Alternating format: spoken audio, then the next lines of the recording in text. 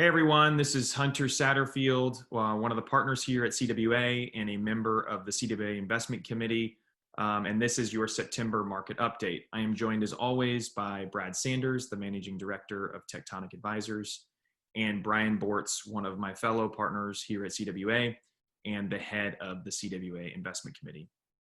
For the month of September, domestic stocks or the S&P 500 were down right at 3.8%. Global stocks were down right at 3.1%. And then both domestic bonds and global bonds were down right at 0.1% and 0.4% respectively. So Brad, I want to start with you in light of these sort of down returns for the month of September. Can you talk a little bit about what created sort of that volatility during September? Was it sector related or was it more broad-based market related?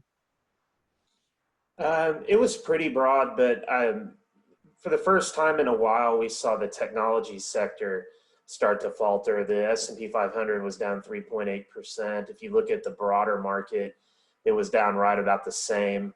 But the technology sector was down over 5% for the month. And really to begin to the month, the NASDAQ dropped 10% in the first 3 trading days. So that's a little different. The leadership of the market, we've talked about, FANG and Facebook, Apple, Amazon, Microsoft, Google. 3 of those stocks are down over 10% for the month. That's kind of the new thing. That's been the leadership. And if you turn on television, that's all they talk about are those stocks. And in fact, I had it on one of the days when the market was down pretty big at the beginning of the month. And literally all they talked about all day was that Apple was down. And so you're starting to see maybe a little bit of shine come off the apple there from the technology sector. And there's just so much speculative money in that space that it's continued to cause volatility, because I think you're starting to see maybe some of the valuation want to come out of that space. People forget that the tech bubble popped in 2000, and while this certainly isn't quite the same thing, it does look similar in certain ways.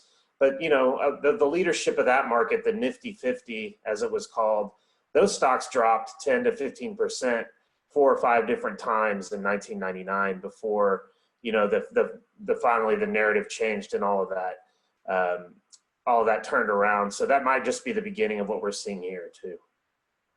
Yeah, no, that's great. Thank you. And before I move on to Brian, I would be remiss not to mention your great pun, the shine off the apple. That was great. So yeah, I know certainly something that we've talked about on the previous videos here is sort of the volatility that we expected heading into the election. And Brian, before we're back in front of our viewers, we're actually going to have a decision in all likelihood on the election itself, and a decision as far as where the country stands going forward. So can you talk a little bit about what investors should be looking at over the coming month as we approach sort of November 3rd? What should they be focused on? What should they be looking at?